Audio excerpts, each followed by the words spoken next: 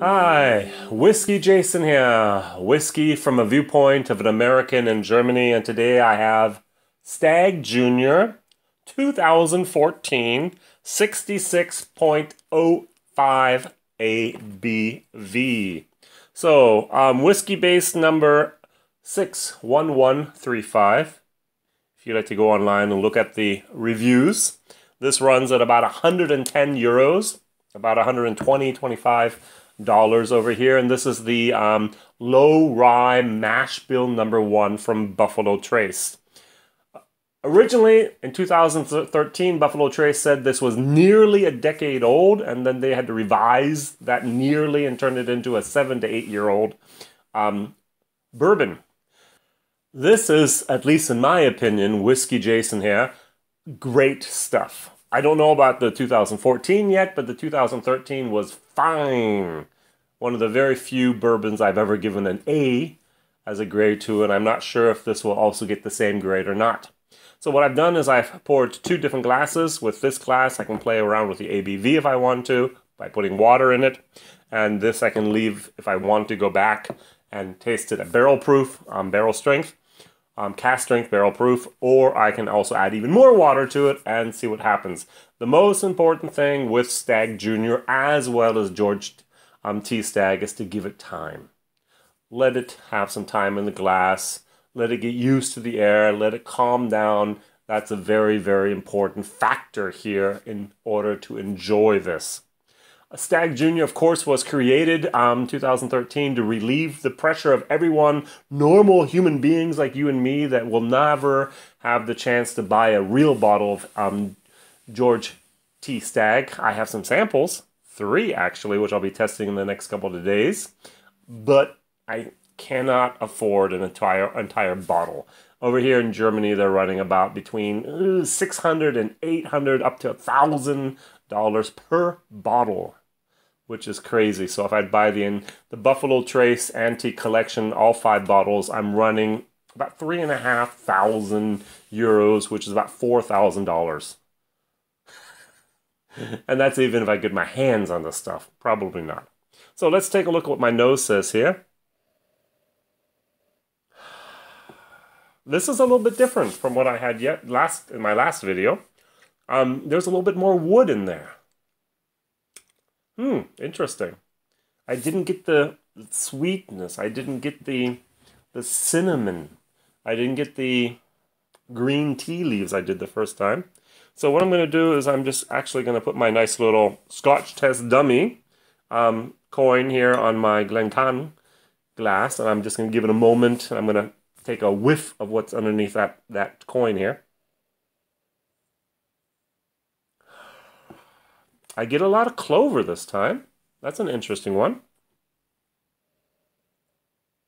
Wood. A little bit of charcoal even.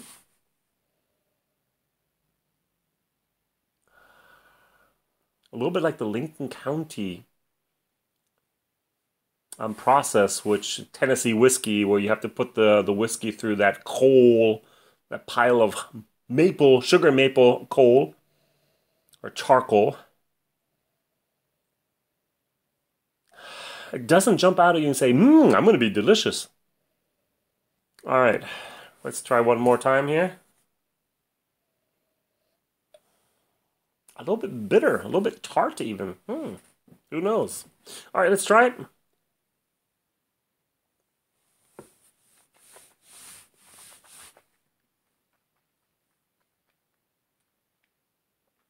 Hot, 66.05. Oh, sweet and tart. There's a little bit too much of wood in there, an oakiness. And a stringency that comes in, kind of pulls my mouth together there. There was the original pow, just like there was yesterday, in the last video, with the Stagg Jr. from 2013 with the 67.2%. This one's different though. It's not as good. It's still nice. I think I've my German video I compared it with. Imagine the one of the best Mercedes you can buy, an an AMG. Imagine one of the best BMWs you can buy, like an M5, and then put also like an Audi in there, like an S6, and then compare those. Every single one of those cars are just amazing pieces of machinery. Hey, Germany! All three cars, by the way. And that's what I'm getting here. This is really good stuff, but still you could say, oh, the Audi is better here, and the BMW might be better there, or the Mercedes might be better there. And sometimes it's just personal preference. And this is just me tasting this Whiskey Jason here, and it might just be my preference. Thanks for watching, by the way. What I really love for you to do is write down in the comments, where are you from?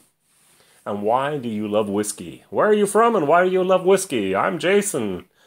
I love whiskey because I love to have a good glass of bourbon, relax, and I'm from Germany. Northern Germany, by the way. So, let's put a little bit of water in this. So, I had a little bit more left in my glass than I did last video, therefore I put 6 instead of 5 drops in here. Ooh, it gets oakier, and it gets a little bit more like a dark chocolate. This bothers me.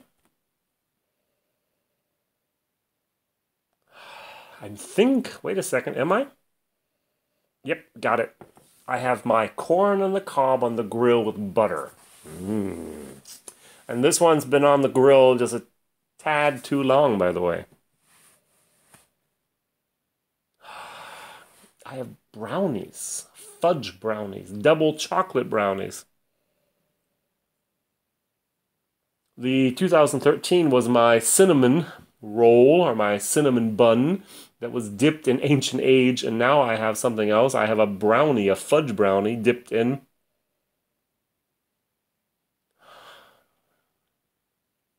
Buffalo Trace. I was thinking Eagle Rare. Nah, there's no orange peel in here. Not yet, at least. Let me taste it.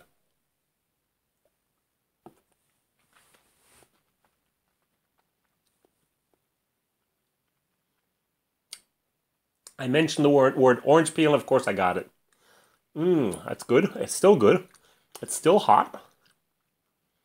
It's sweeter. It's amazing. The water really pulls out the sweetness. Sometimes you can dilute and get rid of the sweetness and you pull out the wood. Here, actually, it's at such high ABV that you're lowering the wood and pulling out the sweetness. And I'm sure someone could actually draw like some type of like a bell curve of where the wood actually, the sweetness goes up, the wood goes down, and then they kind of converge, and then it's the opposite as well. And then, of course, you have the dilution factor that just kills everything after a while.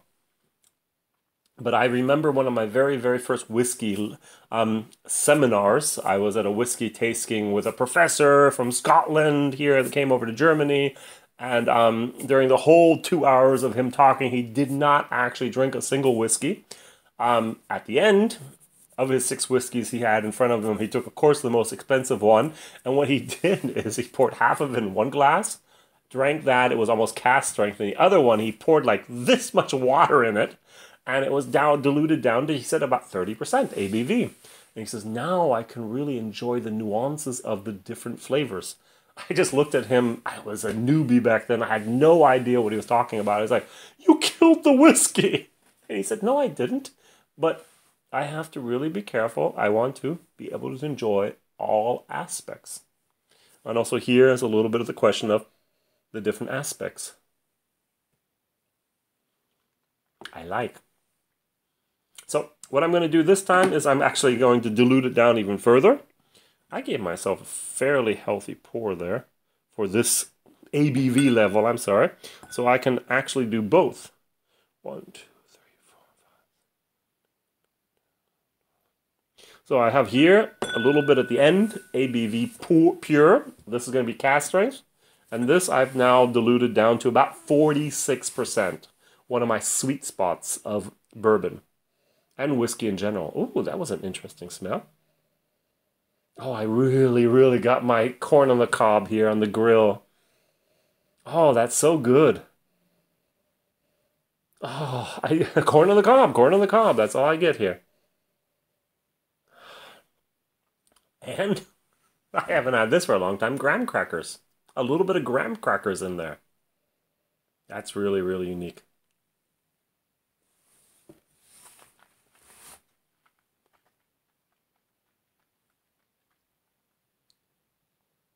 Mm.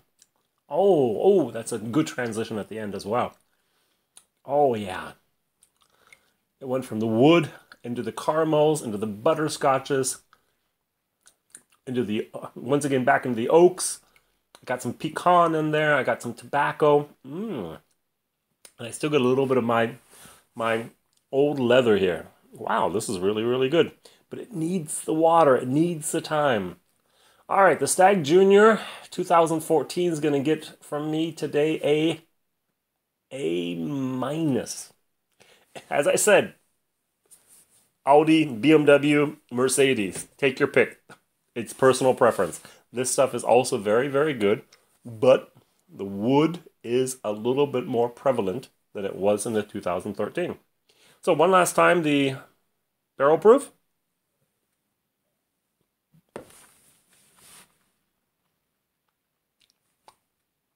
It's almost drinkable, almost, but diluting, watering it down, making it more around the 50% ABV really pulls out that sweetness, really pulls out that corn on the cob, really pulls out that caramel and the butterscotches and a little bit even of the tobacco. Really, really nice stuff. Over here in Germany, the 2004 is about $10 to $15 cheaper. I'm still going to give it my C minus. Still pretty good stuff, I must admit. Oh, it's even this is something you just can sip and enjoy and wait 5 minutes before you have the next sip. That's really, really good stuff. So, WhiskyJason here, whiskey from the viewpoint of an American in Germany, tasting rare and exotic whiskeys and bourbons. And for me, this is still fairly exotic. High price tag, even though it is most of the time available. I have the feeling that this is easier to get right now, has more access availability than the W.L. Weller. And so this is definitely an alternative to that. And one little tip, I actually had a friend that did Poor Man's Pappy. He found W.L. Weller 12, he found W.L. Weller Antique, and then they added 10% Stagg Jr. to give the oomph and the power there. And it wasn't the best Poor Man's Pappy, but it really was good stuff. And in my tasting, which is already actually online, in my blind tasting of Pappy, it won. It was better in my palate for me than the normal Pappy Van Winkle 15 and 10 and 20. The only thing that did beat it was the 12-year-old Lot B. All right, thank you very much for watching. See you soon. WhiskyJason here. Bye-bye.